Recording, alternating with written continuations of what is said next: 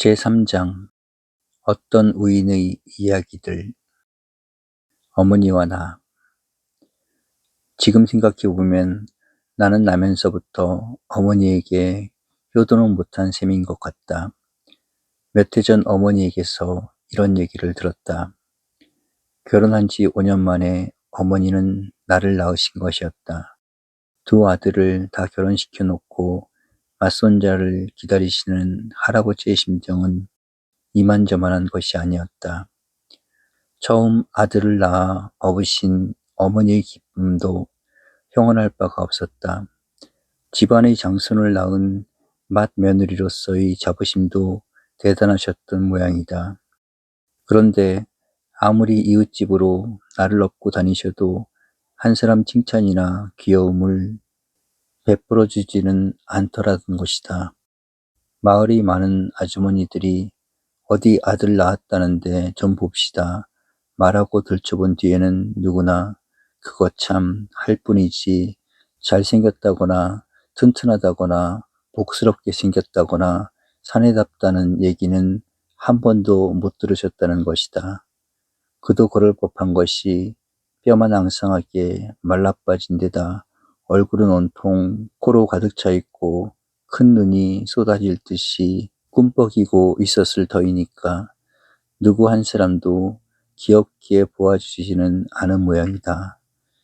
그렇게 아들 손자를 기다리시던 조부께서도 그게 뭐 자식 구실을 하겠니? 라고 말씀하셨다는 것이다.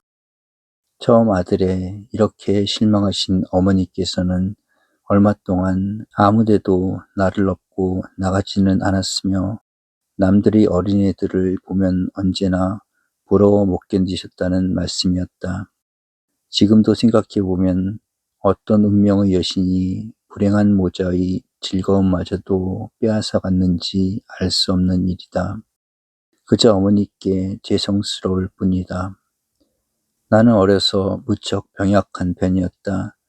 5살이 되는 봄, 어머니는 어린 나를 업으시고 아버지의 주선에 따라 어떤 미국 의사의 진찰을 받으러 가셨던 모양이다. 그때 아버지는 광산에서 노동을 하고 계셨고 그 부속 병원에는 좋은 마을 사람들에게는 신 같은 존경을 받는 외국 의사가 머물고 있었던 때문이다. 의사는 오랫동안 얘기를 듣고 진찰을 한 뒤 깊은 한숨을 쉬며 이 애는 아버지가 의사나 되어야겠는데 라고 말하면서 실망적인 말을 남겼다는 것이다. 그러나 부모님의 사랑이란 극진한 것이었다.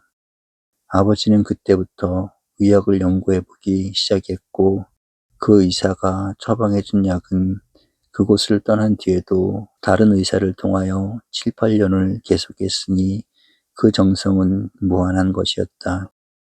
그러나 나의 건강은 여전히 가을바람 앞의 단풍잎 같은 것이었다.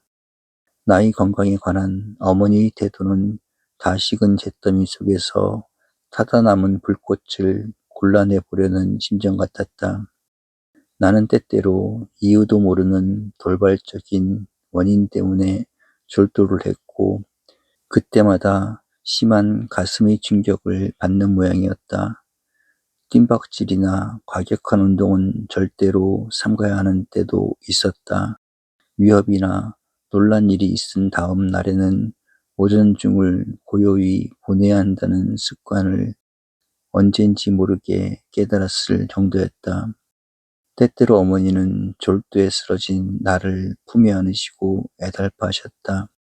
얼마 뒤 겨우 의식이 회복되어 눈을 떴을 때는 내 얼굴이 온통 눈물에 젖어 있었다. 어머니의 눈물이었다. 우시면서 어머니는 말씀하시는 것이었다. 이렇게 고생할 바에는 차라리 어려서 죽는 편이 낫지.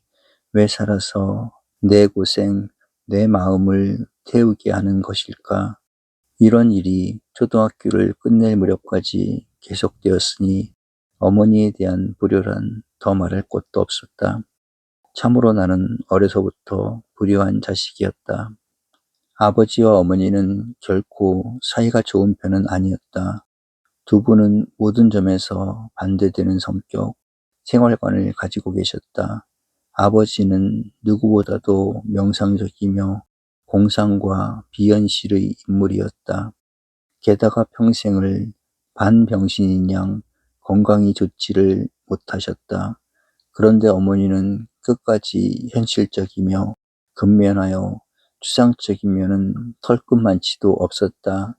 그리고 참으로 건강하신 편이었다.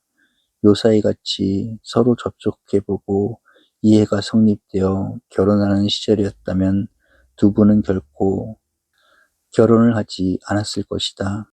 그러나 서로 보지도 못한 채 약혼, 결혼이 성사된 옛날의 일이었으니 그 모순과 부조리의 운명을 내가 받아야 하는 팔자였던 것이다. 모든 일에 두 분은 대립되는 의견, 조화를 모르는 제각기의 생활권을 가지고 계셨다. 항상 말다툼을 그치는 바가 없었고 심지어는 며칠씩 얘기를 하지 않는 일도 많았다. 그러나 그럴 때마다 나는 언제나 어머니 편이었다. 어머니의 건강한 두 팔과 땀과 노력이 많은 가족들을 살려나갔기 때문이다. 어떤 날 아침이었다. 어머니는 일찍 이웃집 삭김을 매러 나가시면서 여름 날씨라 언제 소낙비가 퍼부을지도 모르니까 그때는 장독을 덮고 널어놓은 빨래를 꼭 걷어들여 달라는 부탁을 남기고 떠나셨다. 그날도 나는 마을 동편 구석에 자리 잡고 있는 학교로 나갔다. 그런데 점심때가 지나니까 갑자기 구름이 모여들고 하늘이 어두워지더니 마침내는 세찬 바람과 더불어 소낙비를 퍼붓고야 말았다. 나는 선생님이 무엇을 가르쳐 주는지, 내가 무엇을 받아읽고 있는지 온통 마음이 없었다. 아버지가 장독과 빨래를 어떻게 할까 하는 생각만이 머리에 가득 차 있었다. 나는 학교가 파하는 대로 다름질쳐 돌아왔다. 뒷뜰에 놓여져 있는 장독마다 빗물이 넘쳐 흐르고 있었다. 바람에 휘몰려 떨어진 빨래는 흙탕물에 흠뻑 젖어 있었다. 아마 아버지께서 어디로 가셨는가 보다 싶어 방문을 열어보았다. 그러나 아버지는 아무 일도 없었다는 듯이 이상한 글자들만을 그리고 앉아 계시지 않는가.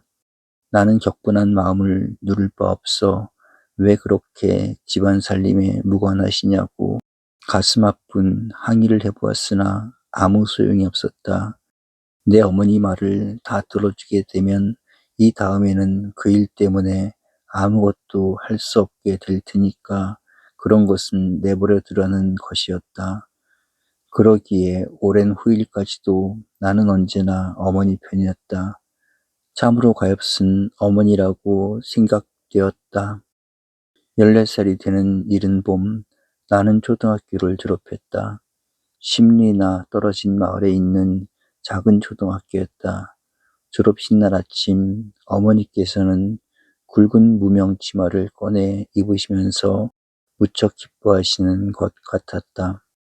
그래도 우리 집에서는 장손인데 오늘은 아무리 바빠도 내가 가봐야지 하시면서 뒤따라 나서시던 모습이 지금도 눈앞에 보이는 것 같다. 어느 집에서 빌려왔는지 깨끗한 고무신을 신으셨는데 아무래도 버선을 맞추는 것이 아까우셨던 모양이다. 버선이야 집에 들어갈 때 신으면 되지 하시더니 다시 벗어서 허리춤에 차고 가시는 것이었다. 지루한 졸업식이 끝났다. 나는 상장도 받았고 졸업생을 대표해서 답사도 읽었다. 귀여운 아들이 졸업식을 보시는 어머니는 퍽 기쁘셨던 모양이다. 졸업장, 상장, 상품을 받아 주시면서 이것이 다 내 것이냐 물으시더니 그럼 난 먼저 가겠다. 빨래가 밀려서 그런다고 말씀하셨다. 그리고 현관 밖으로 나가시더니 여전히 버선을 벗으시는 것이었다. 철저히 실제적인 어머니시다. 그 어머니가 나를 위해서는 생명도 아끼지 않으시다니 생각하면 눈물이 쏟아질 심정이다. 그날 저녁에도 등잔불을 켜고야 저녁을 먹게 되었다. 해가 지기까지 일을 끝내고 돌아온 뒤에야 저녁을 지으시는 때문이다. 그러나 그날 저녁에는 어머니께서 단 한 숟가락의 진지도 드시지를 않았다. 중학교에 가겠다고 조르던 내 마음을 아시고 계셨기 때문에 마음은 한없이 무겁고 슬프셨던 것이다. 나도 그날 많은 우등상을 타면 중학교에 보내주시겠다던 약속도 담임 선생님이 입학 권서를 써가지고 오라셨다는 얘기도 입 밖에 내지는 않았다. 아무 말도 없는 어머니와 내 가슴에는 어디선가 조수와 같이 밀려드는 슬픔이 굽이치고 있었던 때문이다. 바람이 부니 나무가 흔들리지 않을 수 없고 효도를 하려 하나 어버이 계시지 아니하니 어이하려는 생각이 다시 떠오른다. 어머니 못난 자식이 없기에 오래오래 사셔서 가슴에 얽힌 뜻이 풀릴 때까지 기다려 주시옵소서. 기도를 올리고 싶은 마음이다.